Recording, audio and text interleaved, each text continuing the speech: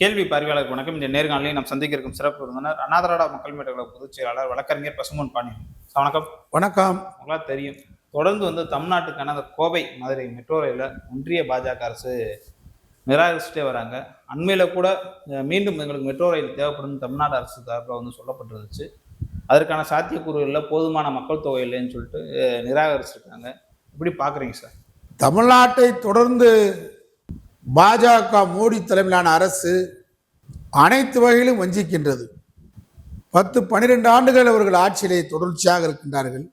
ஒன்றியத்திலே கொலுவேற்றிருக்கக்கூடிய மோடி அரசு தமிழ்நாட்டிற்கு பெரிய நிதி ஒதுக்கி ஒரு பெரிய தொழிற்சாலை கொண்டு வந்திருக்கா?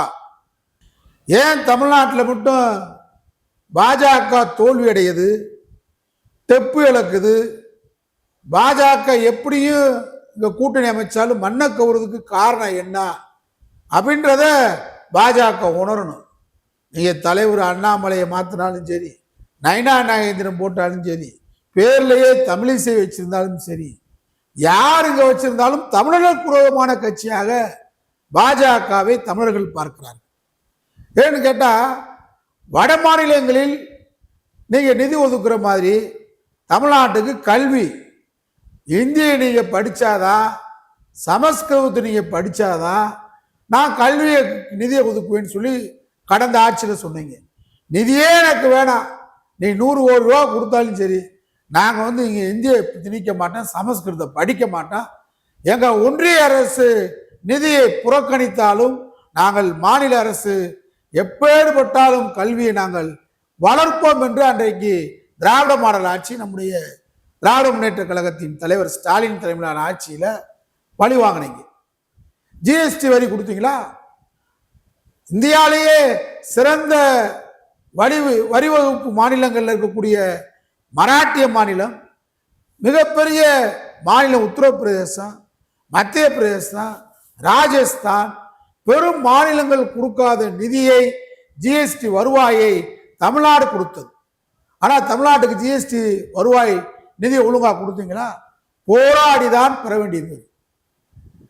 அதனால எந்த நிதி நீங்க ஒதுக்குறீங்க? பெரிய விரல் நீட்டி சொல்ற மாதிரி தமிழ்நாட்டுக்கு நாங்கள் இவ்வளவு பெரிய நிதி கொடுத்துருக்குறோம், இந்த திட்டங்கள் வகுத்திருக்கிறோம். சேது சமுத்திர கால்வாய் திட்டம் வந்தா தமிழ்நாட்டில் தெற்கு சீமையில் தென்பாண்டி மண்டலத்தில் இங்கேதான் ஜாதி கலவரம் நடக்குது, இங்கேதான் மத கலவரம் நடக்குது. காரணம், இங்க தொழிற்சாலை இல்லை, பெரும் கனரக தொழிற்சாலைகள் இல்லை, இங்க வேலை வாய்ப்பு அதிகமாக இளைஞர்களுக்கு இல்லை, இங்கே போதை மாத்திரை, போதை மருந்துகள், கஞ்சா, சாராயம் தாராளமாக இங்கே புழங்குகிறது. அதனால என்ன செய்வான் இளைஞர்கள்? அவனுக்கு மாற்று என்ன இருக்கு? வேலை வாய்ப்பு இல்லை, படித்த இளைஞர்களுக்கு வேலை வாய்ப்பு இல்லை. அப்ப என்ன பண்ணுவான்? அதுதான் சொன்ன சேது சமுத்திர கால்வாய் திட்டம் வந்தா கனரக கப்பலில் கொண்டு கனரக வாகனங்கள்ல இங்கே தொழிற்சாலைகள் உருவாகும். பெரும் பெரும் தொழிற்சாலை வந்தால் இளைஞர்களுக்கு வேலை வாய்ப்பு கிடைக்கும். சிறு துறைமுகங்கள் பெரும் துறைமுகங்களாக மாறும். அவ மாறுகின்ற பொழுது வேலை வாய்ப்பு கூடும். வேலை வாய்ப்பு இல்லாம வேலையற்ற இளைஞர்களுக்கு தான் சிந்தனை, தவறான சிந்தனை வரும், கூலிப்பட்டாளமாக மாறுறான். இதெல்லாம் எடுத்து சொல்றான். ஆனா நீ என்ன பண்ற? கூலிப்பட்டாளமாக மாற வேண்டும், சாதியவாதியாக இளைஞர்கள் திகழ வேண்டும், கடவுளின் பெயரால் இளைஞர்கள் கயிறு கட்டணும். தென் மாவட்டத்தில் தான் பள்ளிக்கூடத்தில் படிக்கிற சிறார்கள், கல்லூரி மாணவர் அடையாளத்துக்கு சாதி கயிறு கட்டிக்கிட்டு அலைகிறான். இங்கதான் பள்ளிக்கூட மாணவர் கத்தி எடுத்து விரட்டுறான். இங்கதான் சாதி தகராறு நடக்குது. இங்கதான் அனைத்தும் கலவரம் மூழுது. காரணம் வேலையில் அடிப்படை.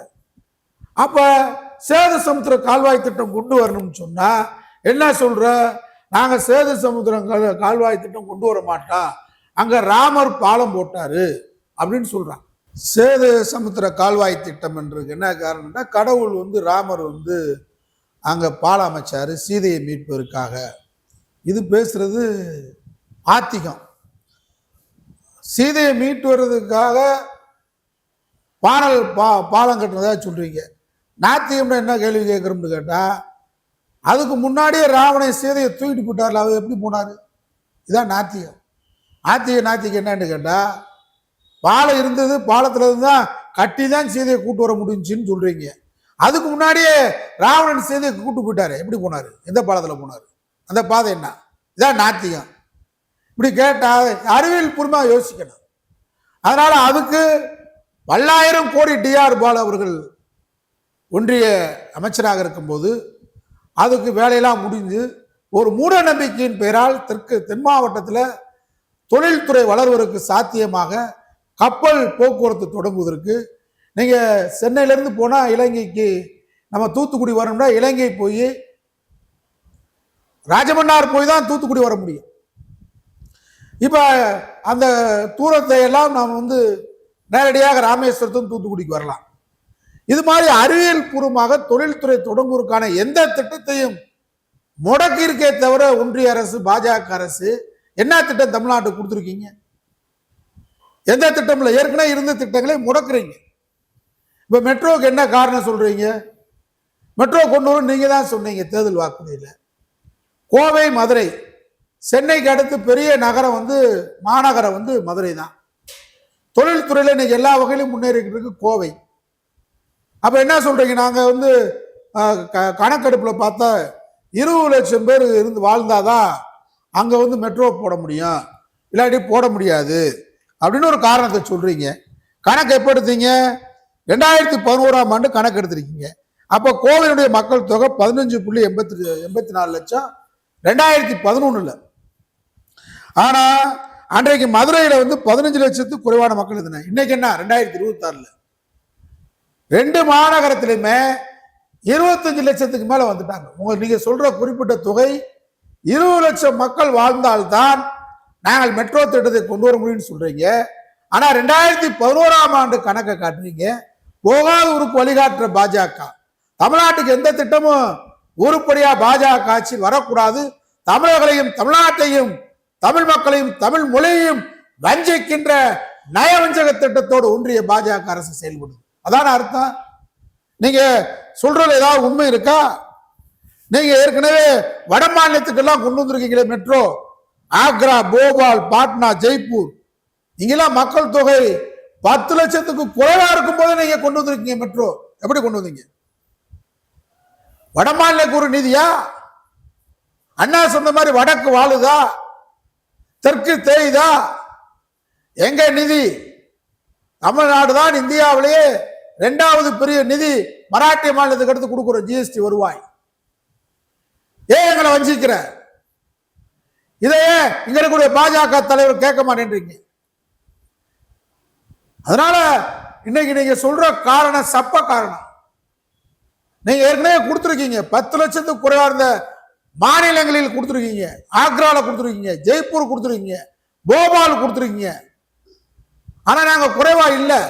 நீங்க 2011ஆம் ஆண்டு கணக்க சொல்றீங்க. அதனால வஞ்சிக்கிறது, தமிழ்நாடை தொடர்ந்து வஞ்சிக்கிறது என்பதை நாட்டு மக்கள் பார்க்கிறாங்க. பாஜக தமிழ்நாட்டில் தொடர்ச்சி எறியப்பட்டு இருக்கு. ஒண்ணுமே இல்லாம போறதுக்கு காரணம் தான். அதனால தமிழ்நாடு மக்கள் ஓரணியில் என்று இதுல தாவே கரசு வாயே திறக்காது. மெட்ரோவும் தெரியாது, எதுவும் தெரியாது. எங்க ஊர்ல மதுரையில சொல்லுவாங்க, லட்சக்கணக்கான மக்கள் சேருவாங்க மதுரையில. தென்பாண்டி மண்டலத்துல பெரிய திருவிழா, அழகர்ல ஆத்துல இருக்க திருவிழா. போயிட்டு கேட்பாங்க, இப்ப அழகரை பார்த்தே ஆத்த பார்த்தியான்னு. அழகரையும் பார்த்துருக்க மாட்டேன், ஆத்தையும் பார்த்துருக்க. கூட்டம் அந்த அளவுக்கு, ரெண்டையும் பார்க்காம திரும்பி வீட்டுக்கு வந்துடுவேன். அது மாதிரி தாவேக்காவை ஜெயிக்க வச்சு மெட்ரோவும் தெரிய மாட்டேன்றது, தமிழ் தாய் வாழ்த்தும் தெரிய மாட்டேன்றது. இன்னைக்கு போய் மெட்ரோ ரயில் இதில் போய் கிண்டி இதுல போய் பார்த்துருக்காரு நந்தனத்துல. இது இது முக்கிய. மெட்ரோவே வரமாட்டேன்றது. எங்க என்ன காரணம்? ஒன்றிய அரசு வஞ்சிக்கிறது. தாவேக்கா மௌனமா இருக்கிறது காரணம் என்ன? தமிழ்நாடை, தமிழ் மக்களை, மதுரையை, கோவையை இந்த ஆண்டு பட்ஜெட்டில் நிதி ஒதுக்கல. ஒவ்வாத காரணங்களை, ஏற்றுக்கொள்ள முடியாத காரணங்களை ஒன்றிய அரசு தொடர்ந்து கூறி வருவது நாட்டு மக்களால் பாஜக தொடர்ந்து புறக்கணிக்கப்படும். தமிழ்நாடு மக்கள் ஓரணியில் திரண்டு போராட வேண்டிய காலம் வெகு தொலைவில் இல்லை. நன்றி சார். நன்றி.